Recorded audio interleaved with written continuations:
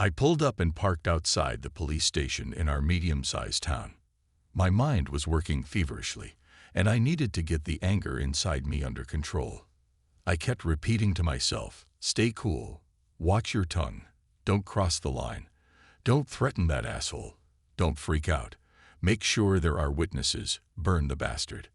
I kept repeating to myself, "Don't cross the line, don't cross the line," over and over again as I walked to the front of the station.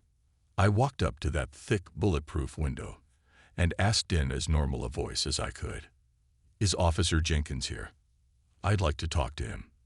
The female officer outside the window asked, "What's this about?" "I'm trying to save his life." That got her attention. 2 minutes later, this arrogant shit was standing in front of me, smiling as if he recognized me. "Officer Jenkins, I'm David Smith. I believe you've met my wife." Now his smile turned into a smirk. I can see the word cook wanting to come off his lips. "What can I do for you, Mr. Smith?" I thought to myself, "I'm going to wipe that smirk off your face, you worthless bastard." In the calmest, most innocuous voice I was capable of, as if I were reading the news, I said, "I'm here to save your life. Although frankly, it's probably too late. You're almost dead already." He didn't take the news very well. "Are you threatening me?" He put his hand on his gun as his 3 cop friends heard his words and headed in our direction. "You goddamn coward." I raised my voice a little so his friends could hear. "Not at all. You've already killed yourself. I just want to make sure you don't kill anyone else." His buddies gathered around me, and the female officer behind the glass was watching the whole thing. I let my voice return to its normal, non-threatening level. "See, I saw you coming out of my house this morning. When I went inside, I found that the bed I usually sleep on was trashed, and you had left some stains on the sheets. My wife gave me your name, but now that I see you, I recognize you as the guy who slept with her. So I owe it to you to make sure you understand all the consequences of what you did. If you hit her, you coward, I'm going to put you away. I will drag you out and make you disappear." That's an interesting threat. I can only assume that your buddies here are not complicit in your plans to break the law. However, I didn't raise my hand against her, and I'm not threatening you. I'm just doing my civic duty to make sure no one dies unnecessarily except, I suppose, you too. But there's nothing I can do about it now. His cop buddies were now crowding around me.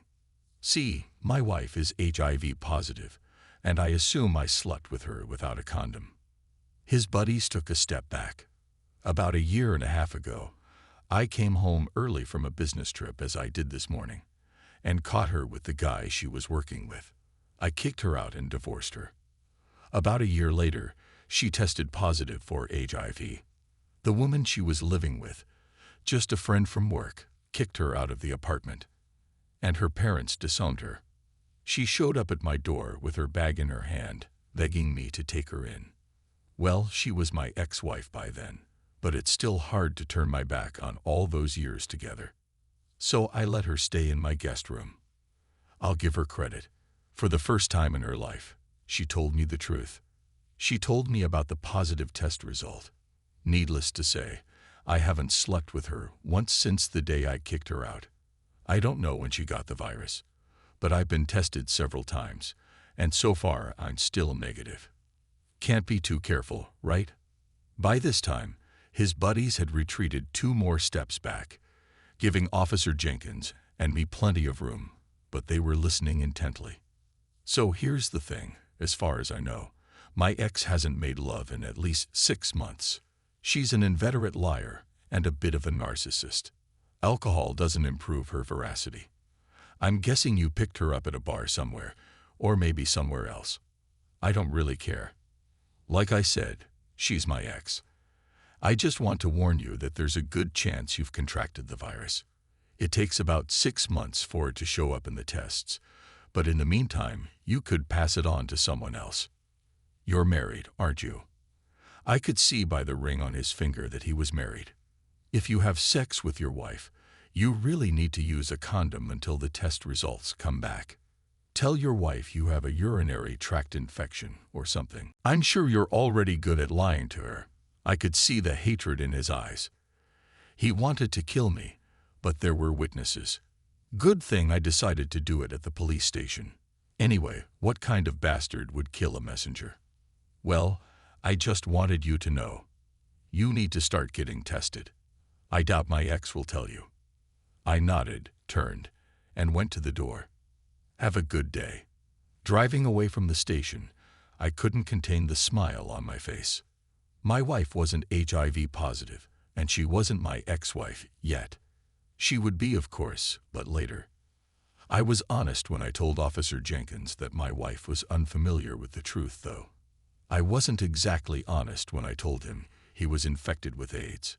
Well, little lie. That's on me. For the first few miles, I looked in the rearview mirror, wondering if Officer Jenkins or his friends would follow me. I guess they had better things to do. It was funny to think of all the chaos going on at the station. 20 minutes later, I stopped by my favorite diner to meet my friends. I texted them this morning. I have the kind of friends who are always willing to eat together at the diner. We preferred breakfast, but lunch would do as a last resort. Usually, we would sit and talk and make bad jokes and exchange insults. My friends knew me all too well, and in the middle of the meal they asked me what was bothering me. Taking a deep breath, I told them, "If you can't tell your friends about your problems, who can you tell?" I've always said that lunch with friends might be the best therapy a guy can get, and that day they proved me right. Man to man, they supported me, and I knew their wives would too. The rest of lunch went a little somber, but I knew I wasn't alone. They told me they had my back if dishonorable Officer Jenkins came after me. I'll admit, I drove home feeling a lot better than I did when I left this morning. It didn't last long. When I got home, there were police cars scattered outside and a swarm of blue lights on my property. Great. I thought they were coming for me. I was stopped by an officer who seemed to recognize me. "Mr. Smith, would you please park here and get out of your car? I have to tell you that people know where I am, and I had lunch with 5 witnesses, if you're planning anything. Sir, would you please step out of your car?" I got out, stood by my car, and waited. Eventually, a fat detective in a cheap suit came up to me. "Mr. Smith, could you tell me where you were today?" As you probably know, I went to the police station this morning. Then I went to the diner to have lunch with some friends. I have witnesses who will confirm that I was there. I'd like to know their names, but you're not under suspicion at this time. So, can you tell me what's going on, or are you going to keep me in suspense? Neighbors report that shortly before noon, Officer Jenkins drove across your front lawn and crashed his patrol car into your porch. He then entered your house. We assume there was some sort of confrontation. We have a pretty good idea of what they were arguing about since your performance at the station this morning did not go unnoticed. Neighbors heard 2 gunshots.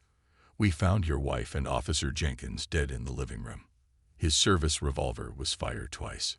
My wife was dead, and the bastard was watching me to see my reaction. Not a suspect, my ass. He was trying to spin this as best he could to shield the police from any accountability. You can't live half your adult life with a woman and not feel anything when they tell you she's just been murdered. For the second time today, anger and grief overwhelmed me.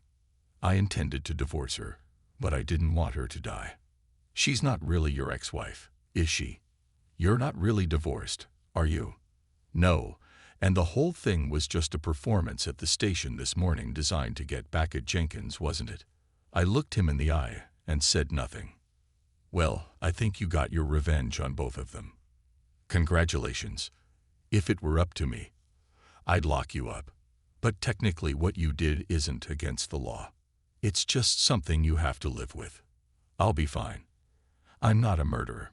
I'm not like your Officer Jenkins who shot a woman in cold blood.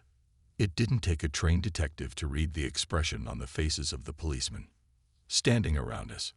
It was the second time today that I was glad to have witnesses. I watched the ambulance take 2 gurneys out of the house, each with a body bag on it. There was nothing for me to do there. So I got back in my car and headed for my lawyer's office. After all, I didn't need this divorce anymore, but I better be prepared in case someone decides that lying is a bigger crime than murder.